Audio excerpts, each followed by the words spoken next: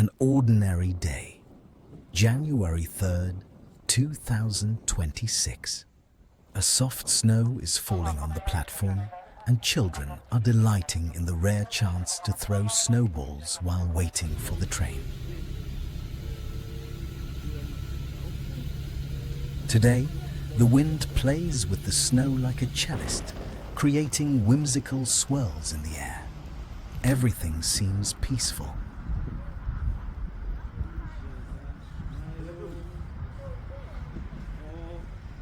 Attention! The train to Hell station is arriving. Please be careful to avoid injury to your health.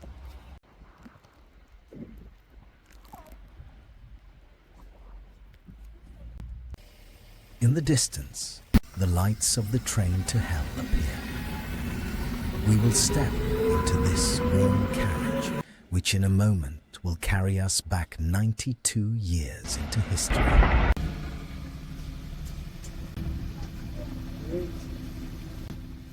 To the place where, amidst similar snows, a woman was born whose name became synonymous with cold evil.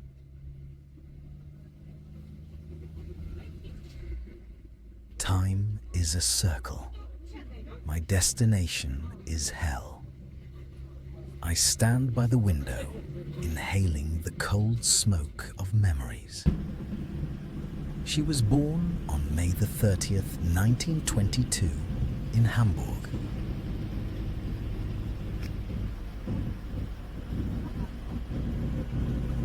In her destiny matrix, a code of colossal magnetism was embedded.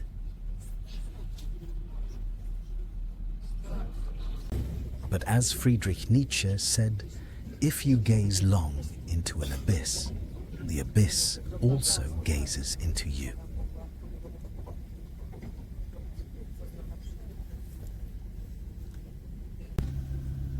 Jenny didn't just look into it.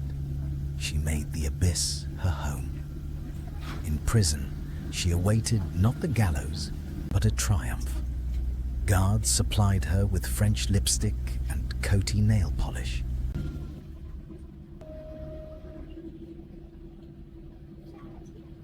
In court, she appeared in an elegant grey suit, flirtatiously smiling at the guards. While the lists of the murdered were read, she complained to her lawyer only about the hard mattress. She was absolutely cold, recalled her defense attorney. Carl Jung wrote, "I am not what happened to me. I, what I choose to become."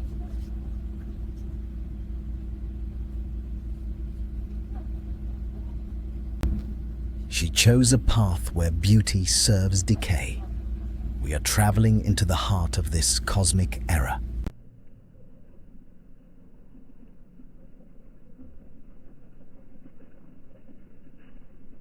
We are approaching the place where the land narrows to its limit. Stutthof concentration camp. Founded in September 1939. It was built by the hands of those Jenny would later systematically destroy.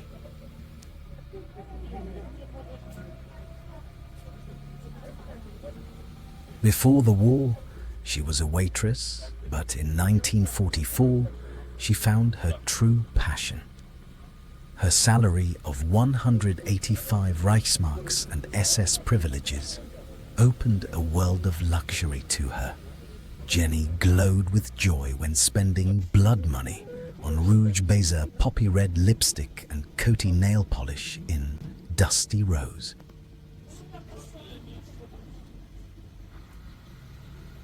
She adored Mitsuko by Guerlain, a thick scent of peach and spices that, in the camp barracks, mingled with the smell of death.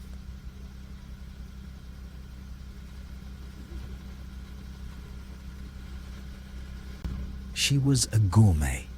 She loved whipped cream and champagne. With colleagues, she behaved like a temperamental prima donna. She looked at us as if we were servants, but in her uniform, she reveled in power, recalled her co-workers. Her clothing was impeccable. Her uniform was tailored at the Hugo Boss factories, from the finest grey-green Italian wool. Standing 173 centimeters tall, with grey-blue eyes and dazzling blonde hair, the uniform fit like a second skin. Before being sent to the camp, she underwent brutal training at Ravensbrück, where she was taught to strike and to suppress the human within her. As Hannah Arendt said, the banality of evil lies in people who simply want to look good and follow orders. In her matrix was the code of the 17th arcana, the star. She was meant to shine with light, but she chose to shine against a backdrop of suffering, becoming a perfectly made-up mannequin. The end of the line. Beyond lies only the icy Baltic. Jenny Barkmann turned the camp into her personal death boutique. She ruthlessly confiscated outfits and silk lingerie from arriving prisoners. If she liked a woman's lipstick or comb, the owner was doomed. She treated people not as humans, but as disposable material for her comfort. Her tests were sadistic. She would force people to stand in the frost for hours, personally selecting those who collapsed for the gas chambers with a slight half smile, as if sorting through useless things. She could almost tenderly adjust a woman's collar, and a second later strike her across the face with a whip, just because she dared to look into her grey-blue eyes.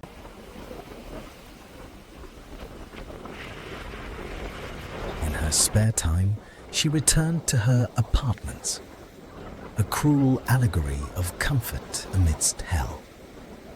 There, in the silence, she enjoyed the sea air and books. She preferred sentimental German romance novels about blood and soil, celebrating racial purity while the smoke of the crematoriums drifted outside.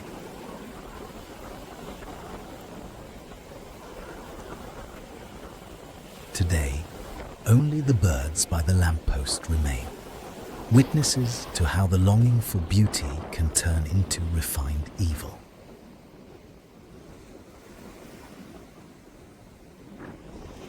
The sun sets. In the window, I see my reflection, Karma 22.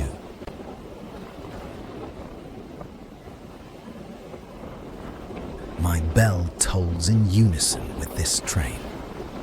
But for Jenny Barkmann, time stopped in May 45.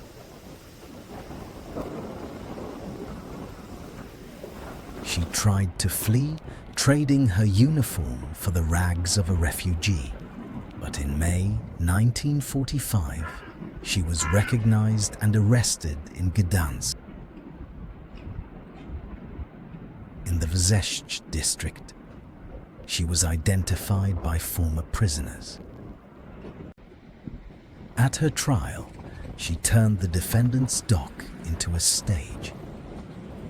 While the horrors of torture were read aloud, Jenny flirted with the prison guards, adjusted her curls, and smiled coquettishly.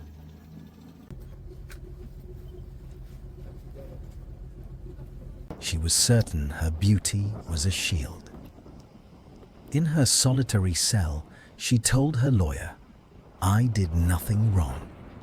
Life is a joy, and my days in the camp were just a job." She believed in her magic until the very end. But Karma 22 knows no mercy. The wind breaks the treetops, just as her illusions broke before the executioner.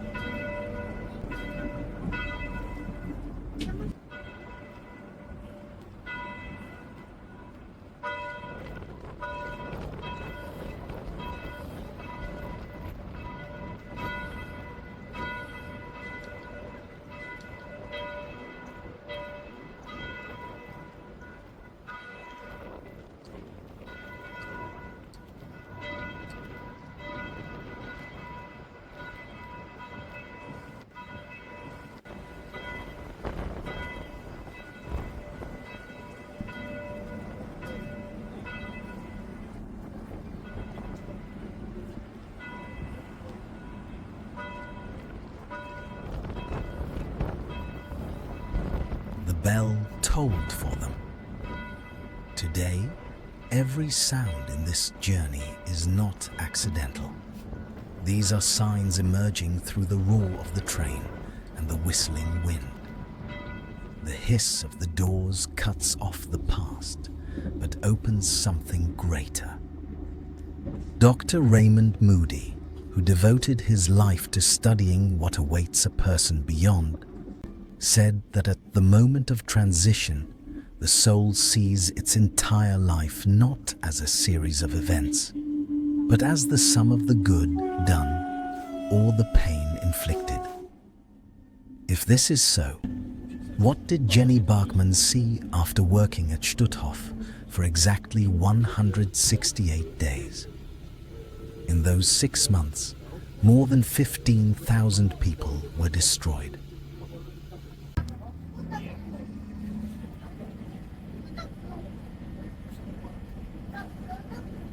Average of 90 lives for every single day she spent, admiring her reflection in the mirror. She viewed children as ballast, calmly gesturing them toward death as if sending them for a walk.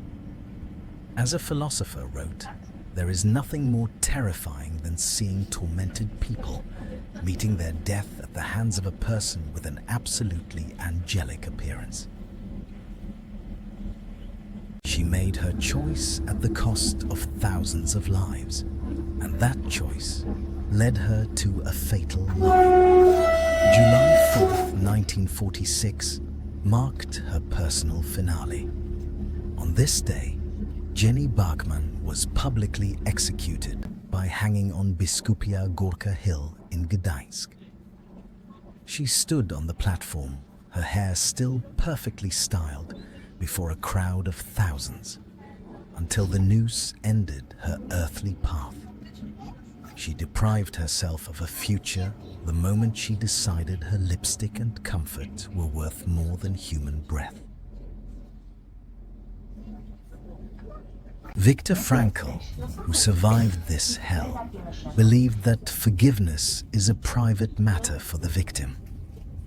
But the world has no right to forget. As for the guards who escaped the gallows, decades later they felt no remorse, only a cold regret for a collapsed order. For them, the victims remained mere numbers, but the bell tolls for everyone.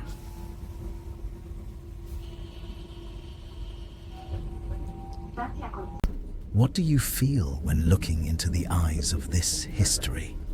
Can beauty ever be an excuse? Or is it merely the most dangerous mask of evil? Share your thoughts in the comments. If my search resonates with you, please subscribe. We will continue this journey together.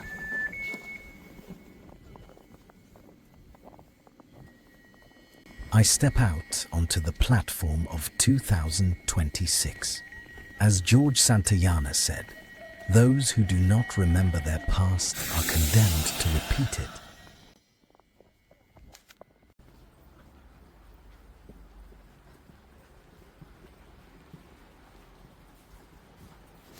A solitary bird flies into the sky.